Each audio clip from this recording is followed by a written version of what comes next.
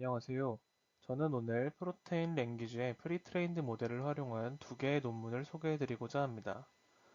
지난 저널클럽 때 제가 최근 한 5년간 빠르게 발전한 단백질 서열에 대한 자연어 처리 기법의 적용에 대해서 소개해드린 바 있습니다. 그때 리뷰 페이퍼에서 마지막으로 소개해드린 내용이 대량의 단백질 데이터에서 학습된 프리트레인드 모델을 또 다른 바이올로지컬 태스크를 풀기 위해 적용하는 방식이 주된 단백질 언어 모델 활용 방식으로 자리 잡고 있다는 내용이었습니다. 자연어에서는 버트나 GPT 같은 기술이 대표적인 프리트레인드 모델이라고 할 수 있겠고, 프로테인 언어에서는 해당 기술들을 응용한 ESM과 같은 모델이 대표적이라고 할 수 있겠습니다. 지난 시간에 ESM 단백질 언어 모델에 대해서도 소개해드린 바가 있었습니다. 오늘은 그런 프리트레인드 모델을 이용하여 수행된 몇몇 최근의 연구들에 대해서 소개하고자 합니다. 오늘 소개해드릴 두 논문의 저자들이 수행한 연구를 간단히 요약하면 이 한 장의 그림으로 표현할 수 있겠습니다. 미리 대규모의 데이터셋을 통해서 만들어진 프리트레인드 단백질 언어 모델을 이용해서 그들의 태스크에 적용한 것입니다.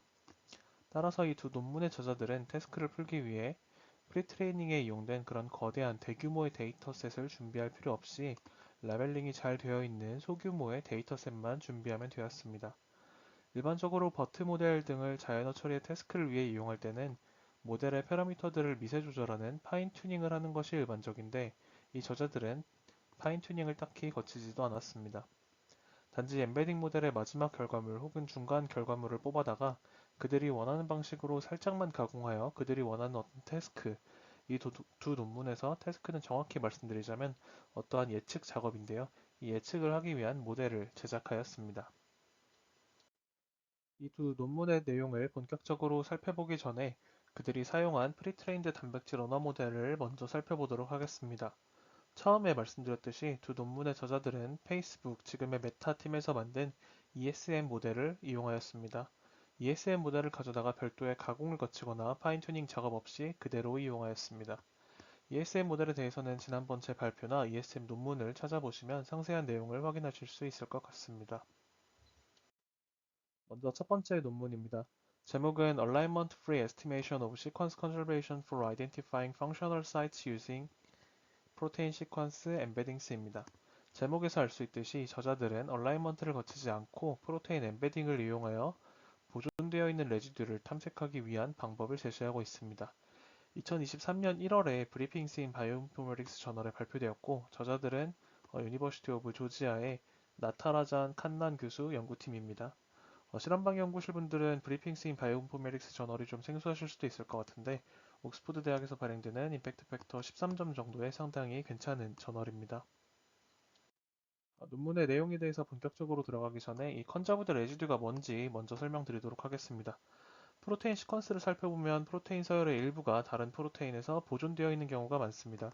주로 기능적으로 구조적으로 중요한 역할을 하는 영역에 해당될 때 이런 식으로 단백질 서열이 보존되어 있는 경우가 많고, 우리는 흔히 이런 보존되어 있는 부위를 단백질 도메인, 모티프 등으로 부릅니다. 하지만 이런 단백질 도메인이나 모티프 안에서도 특히나 더 보존되어 있는 아미노산 레지듀들이 있습니다. 기능적으로 액티브 사이트를 구성하는 아미노산에 해당되거나 구조적으로 어떤 키 역할을 하는 아미노산일 때 이렇게 강하게 보존되어 있는 경우가 많습니다. 따라서 어떠한 단백질이 주어졌을 때 이 단백질의 어느 아미노산 레지듀들이 강하게 보존되어 있는 레지듀인지 살펴보는 것은 단백질의 구조적 혹은 기능적 특징을 탐색하기 위해 중요한 작업이라고 할 수 있겠습니다. 당연하지만 이렇게 보존되어 있는 영역을 살펴보는 작업은 대부분 멀티플 시퀀스 얼라이먼트를 통해 이루어집니다. 내 단백질의 어느 영역이 어떤 다른 단백질들과 얼라이먼트 되는지 살펴보고, 얼라이먼트 된 영역을 가져다가 각 레지듀의 엔트로피를 살펴서 다양성이 적은, 즉 잘 보존되어 있는 레지듀를 파악해내는 것입니다. 이 오른쪽 그림에 잘 나와 있습니다. 하지만 이런 멀티플 시퀀스 얼라이먼트에 기반한 방식에는 몇몇 문제가 있다고 저자들은 이야기하고 있습니다. 먼저, 스코어링 펑션과 파라미터에 상당히 의존적이고, 세그먼트화 되어 있는 도메인이나 모티프의 경우 세그멘터의 순서에도 상당히 큰 영향을 받는다고 저자들은 지적하고 있습니다. 그래서 저자들은 단백질 엠베딩을 이용해서 멀티플 시퀀스 얼라이먼트 없이도 보존되어 있는 영역을 찾아낼 수 있는 방법을 만들어 보았습니다. 여기 그림의 B에 나와 있는 것이 아까 말씀드렸던 멀티플 시퀀스 얼라이먼트를 통해 보존된 레지듀를 찾아내는 방법입니다. 그리고 오른쪽은 저자들이 만들고 싶어한 얼라이먼트 프리 컨저브드 레지듀 아이덴티피케이션의 흐름입니다. 이 왼쪽 B의 마지막에서 구해진 컨저베이션 스코어는 멀티플 시퀀스 얼라이먼트 방법을 통해서 얻어진 일종의 정답과도 같은 역할을 하는 스코어라고 볼 수 있습니다. 저자들은 C의 두 번째 그림에 있는 이 엠베딩, 즉 각각의 레지듀에 대해서 벡터화된 데이터로부터 이 정답에 해당되는 컨저베이션 스코어를 구할 수 있는 그런 모델을 제작하는 것을 시도하였습니다. 제작은 그림에 나와 있는 것처럼 리그레션 모델, 즉 선형외기 모델을 이용했는데요. 사실 단백질 엠베딩을 이용할 때 보통 마지막 레이어로 딥러닝의 CNN이나 이런 프로젝션 레이어를 보통 깔기 마련인데 저자들은 선형외기를 이용해서 상당히 클래식한 프리딕션 모델을 구성했다고 말씀드릴 수 있을 것 같습니다. 아까 발표 맨 처음 그림에서 프리트레인드 모델을 이용할 때는 라벨링된 작은 데이터셋만 있으면 충분하다라고 말씀드렸었는데요. 이 슬라이드에서는 저자들이 만든 라벨링된 작은 데이터셋을 보여줍니다. ppm 데이터베이스를 이용했고 11,597개의 멀티플 시퀀스 얼라이먼트를 가져다가 각각의 얼라이먼트마다 딱 3개씩만 시퀀스를 뽑아서 이용했습니다. 결과적으로는 총 3만 5천 개 정도의 시퀀스를 이용했고 이들의 예측 대상은 사실 각각의 시퀀스가 아니고 시퀀스 안에 있는 아미노산 레지듀들이기 때문에 이 레지듀를 살펴보면 총 550만 개 정도가 됩니다.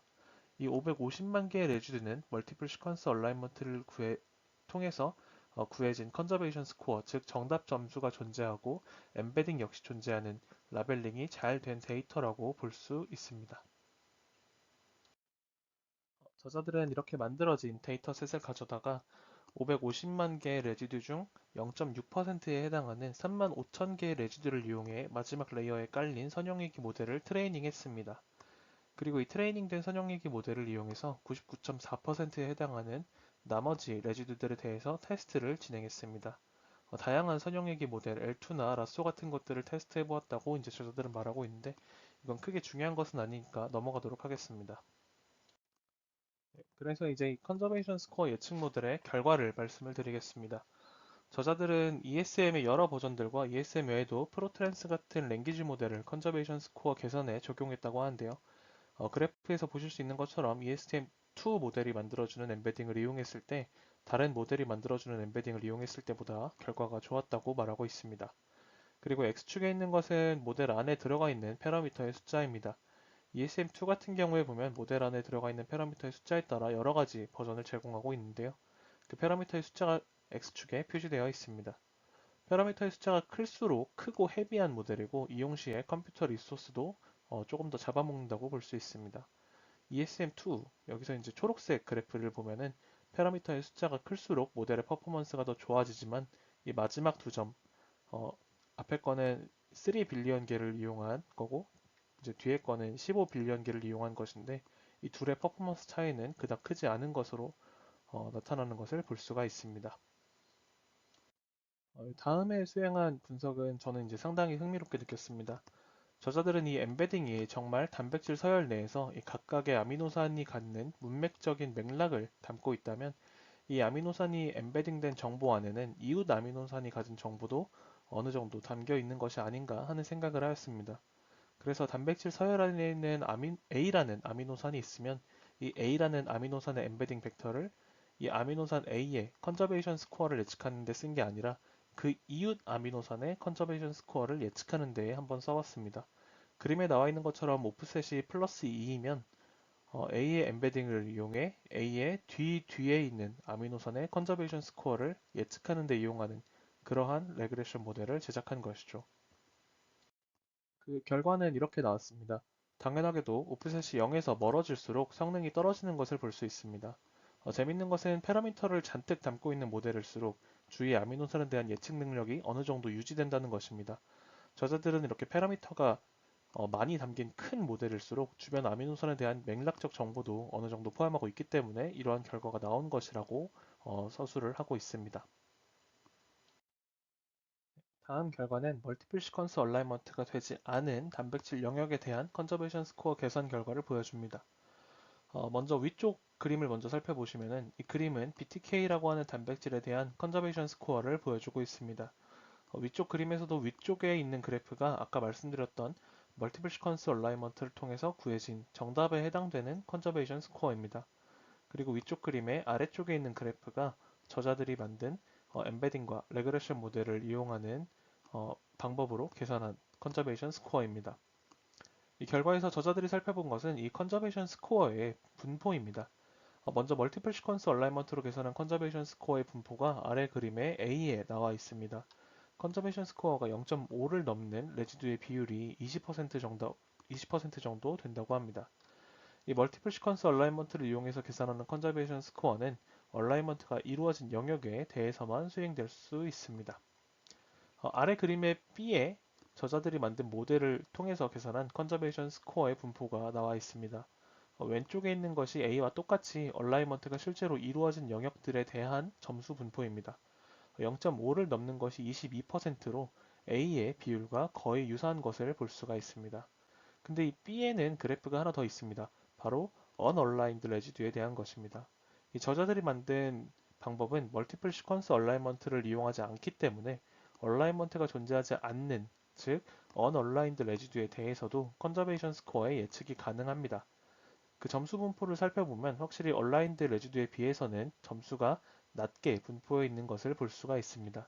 컨저베이션 스코어가 0.5를 넘는 레지듀의 비율이 6%밖에 되지 않습니다. 이렇게 unaligned 레지듀에 대한 컨저베이션 스코어의 예측이 가능하다는 점도 이 저자들이 만든 모델의 장점 중 하나라고 볼 수 있습니다. 근데 이 unaligned 레지듀에 대해서 매겨진 점수들이 과연 의미가 있는 것인지는 확인이 더 필요하다고 할 수 있습니다. 그걸 이제 다음 슬라이드에서 살펴보도록 하겠습니다. 방금 보여드렸던 BTK 단백질입니다. 브루톤 스타이로신 카이네이즈라고 합니다. 그림을 살펴보면 컨저베이션 스코어가 실제로 존재하는 레지듀, 위쪽 그래프의 까만 막대에 해당하는 부분들은 정답에 해당하는 레지듀들인데요. 그 부분들이 아래쪽 그림에서 거의 똑같이 나와 있는 것을 볼 수 있습니다. 즉, 예측 모델이 상당히 정답을 잘 맞춘다는 그런 이제 자료라고 볼 수 있고요. 그리고 이 unaligned 영역에 똑같이 생긴 두 개의 피크 영역이 있는 것을 볼 수 있습니다. 저자들은 이 부분이 프롤린 리치 리피트 세그먼트라고 다른 단백질들에서도 발견되는 보존된 단백질의 파트의 일종이라고 합니다. 즉, 이 unaligned 영역에서 발견되는 하이 컨저베이션 스코어 레지두들도 어떤 유의미한 실제로 보존되어 있는 영역들이라는 것을 이야기할 수 있는 자료라고 저자들은 이야기하고 있습니다. 다음은 PDGFRB라고 하는 단백질에 대한 케이스 스터디입니다. 보시면 이 단백질에 매핑되어 있는 단백질 도메인은 프로테인 카이네이즈 도메인인데요. 이 프로테인 카이네이즈 도메인은 두 개의 영역으로 끊겨 있고 가운데에 가변 부위를 가지고 있습니다. 이 가변 부위는 빠르게 진화하는 부위여서 길이도 서열도 제각각이라고 합니다. 예측 결과를 살펴보면은 모델이 양쪽 보존된 영역에 대해서는 점수를 잘 예측한 것을 볼 수가 있습니다. 그리고 가운데 영역을 보면은 이 빨간색 네모 부분에 약 7개의 피크를 빼면 거의 0점에 가까운 것을 볼 수가 있습니다.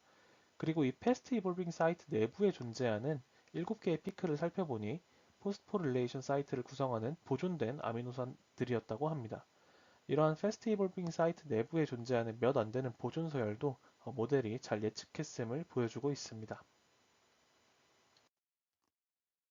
마지막으로 첫 번째 논문에 대한 디스커션입니다. 물론 저자들이 결과가 잘 나온 케이스 스터디만 보여준 것이긴 할 테지만 이 논문의 결과물은 상당히 흥미롭게 느껴집니다. 단백질이 주어졌을 때 보존되어 있는 레지두를 얼라이먼트를 하지 않고도 상당히 정확하고 빠르게 찾아낼 수 있다는 것입니다. 이러한 컨저베이션 레지두에 대한 정보는 당연히 단백질의 진화에 대한 연구에도 이용될 수 있겠지만 요즘 또 단백질의 구조에 대한 문제도 굉장히 빠르게 풀리고 있기 때문에 이 그림에 나와 있는 것처럼 단백질 구조 정보와 합쳐져서 단백질의 액티브 사이트를 예측하고 나아가 기능을 예측하는 데에도 이용이 될 수 있다고 저자들은 이야기하고 있습니다. 제 생각에는 이 연구가 단백질 랭귀지에 대한 프리트레인드 모델을 이용하는 요즘의 연구들의 특징을 잘 보여주고 있다고 생각합니다. ESM과 같은 프리트레인드 모델을 만드는 일은 상당한 컴퓨팅 리소스와 데이터셋이 필요한 빅웍에 해당되지만 이미 훈련된 모델을 가져다가 내가 관심 있는 주제에 적용하여 쓸만한 툴을 제작하거나 바이올로지컬한 인사이트를 얻는 일은 컴퓨팅 리소스도 NLP에 대한 전문적인 지식도 크게 필요하지 않은 일종의 이제 스몰 웍에 해당된다는 것이죠. 이어서 소개해드릴 두 번째 논문도 이와 비슷한 방식의 접근을 한 논문입니다. 그럼 이어서 다음 논문을 살펴보도록 하겠습니다. 두 번째 논문은 바이오인포메틱스 분야의 오래된 문제 중 하나인 리모트 홈올로그 디텍션에 대한 문제를 풀기 위해 프로테인 엠베딩을 이용한 논문입니다. 2023년 2월에 PNAS에 실린 논문이고 저자들은 아이오와 스테이트 유니버시티에 소속되어 있습니다. 제목은 Improved Global Protein Homologue Detection with Major Gains in Function Identification입니다. 방금 말씀드렸던 것처럼 이 호몰로그 디텍션은 바이오인포메틱스 분야에서 아주 오래되고 큰 문제 중 하나입니다. 일반적으로 호몰로그는 아미노산의 시퀀셜 아이덴티티를 통해서 구해지는데 호몰로그 관계에 있는 단백질들 중 일부는 30%도 안 되는 아미노산 시퀀셜 아이덴티티를 가지고 있습니다. 이런 관계에 있는 호몰로그들은 호몰로그가 아닌 관계에 있는 단백질들과 시퀀셜 아이덴티티만 가지고서는 거의 구분이 되지가 않습니다. 이러한 25%에서 30% 사이에 있는 아이덴티티를 가진 그런 호몰로그들을 트와일라이트 존 프로테인이라고도 부릅니다. 이러한 트와일라이트 존에 있는 호몰로그 관계들을 예측해내기 위해 여러 가지 방법들이 개발되어 왔습니다. 여기 나열되어 있는 프사이 블라스트, CS 블라스트, 히든 마르코프 모델 등이 이제 그것들인데요. 문제는 이러한 방법들 중 어느 것도 25% 미만에 있는 호몰로그들은 감지를 해내지 못했다는 것입니다. 저자들은 이러한 문제를 해결하기 위해 단백질 엠베딩을 이용하였습니다. 엠베딩을 가져다 쓴 이유도 어떤 엠베딩에 대한 대단한 예측이나 이런 것들이 있는 게 아니라 여기 파란 글씨에 나와 있는 것처럼 단지 엠베딩이 예측과 관련된 대부분의 바이오인포메틱스 문제에서 스테이트 오브 아트 메소드를 뛰어넘는 결과를 내주었기 때문이라고 말하고 있습니다. 그리고 이 논문이 단백질 엠베딩을 호몰로그 디텍션을 이용한 최초의 논문은 아닙니다. 심지어 제가 지난 저널클럽에서 소개해드렸던 ESM1의 이제 첫 번째 논문에서도 저자들은 ESM이 호몰로그 디텍션에 이용될 수 있음을 직접 보여주고 있었습니다. 하지만 이 저자들은 ESM1 논문에 이제 소개된 호몰로그 디텍션 결과보다 더 나은 결과를 얻어냈고 그 결과를 소개하고 있습니다. 어떻게 이제 메타팀과 똑같은 ESM1을 이용을 했는데 ESM의 오리지널 페이퍼보다 더 나은 호몰로그 디텍션 결과를 얻을 수 있었는지 다음 슬라이드에서 설명을 해드리도록 하겠습니다. 저자들이 사용한 방법은 인버스 다이렉트 코사인 트랜스폼이라는 퀀타이제이션 메소드입니다. 먼저 퀀타이제이션이라는 용어부터 설명을 해드리면은 한국어로 번역하면 양자화인데 정보 처리의 속도나 효율을 증대시키기 위해서 정보의 손실을 최소화하면서 실수형 데이터를 정수형 데이터로 트랜스폼하는 것을 의미합니다. 동영상이나 그림 자료들의 데이터 압축에 많이 쓰이는 방법입니다. 여기서 저자들은 다이렉트 코사인 트랜스폼 DCT라고 하는 퀀타이제이션 방법을 ESM 엠베딩에 적용하였고 그렇게 해서 단백질 길이와 무관하게 항상 동일한 길이의 벡터 안에 단백질을 표현해낼 수 있는 방법을 만들었습니다. 그리고 이렇게 퀀타이제이션 된 정보를 토대로 호몰로그 디텍션을 하는 이 메소드에 프로스트라는 이름을 붙였습니다. 그리고 이 프로스트를 이용할 때 퀀타이제이션을 이용하지 않고 ESM 엠베딩을 직접 이용할 때보다 더 높은 정확도를 갖는 호몰로그 디텍션이 가능했다고 이야기하고 있습니다. 이 한 장의 그림의 프로스트의 아키텍처와 작동 방식이 모두 잘 나와 있습니다. 그림이 담고 있는 정보가 많아가지고 부분 뜯어가지고 확인해 보도록 하겠습니다. 네. 만약 이제 n 길이를 가진 단백질이 주어지면은 먼저 그 단백질에 대해서 ESM을 수행을 합니다. ESM은 n 곱하기 1280개의 레이어를 34개 만들어냅니다. 각각의 아미노산 포지션에 대해서 길이 1280의 벡터가 쓰여져 있는 레이어가 총 34개 만들어진다는 뜻입니다. 이는 ESM의 엔코딩 레이어가 총 34개이기 때문인데요. 많은 경우 사람들은 보통 맨 마지막 레이어만 가져다가 씁니다. 단백질에 대한 정보가 가장 잘 응축되어 있는 레이어라고 생각하기 때문입니다. 하지만 저자들은 호몰로그 디텍션에 있어서는 맨 마지막 레이어보다 안쪽에 있는 레이어 중에 몇 개가 더 좋은 퍼포먼스를 보이지 않을까 하는 생각을 하였습니다. 그래서 안쪽 레이어를 한층 한층 뜯어가지고 호몰로그 디텍션 예측에 이용해보기 시작했습니다. 그 결과 최종 레이어인 34번 레이어보다 중간의 레이어인 14번 레이어 그리고 26번 레이어가 단일 레이어로서는 더 좋은 예측 능력을 가지고 있음을 확인을 했습니다. 그리고 이 두 레이어를 각각 썼을 때보다 함께 이용했을 때 더 좋은 호몰로그 디텍션 능력을 가지고 있음을 확인하였습니다. 그래서 이 두 레이어를 가져다가 2D IDCT를 통해서 고정된 크기의 벡터로 변환시켰습니다. 여기서 고정된 크기의 벡터란 주어진 단백질의 길이, 즉 n의 값에 상관없이 모든 단백질이 같은 크기의 벡터로 변환됨을 의미합니다. 결과적으로 26번 레이어를 변환시킨 5 곱하기 44짜리 매트릭스와 14번 레이어를 변환시킨 3 곱하기 85짜리 매트릭스를 얻었습니다.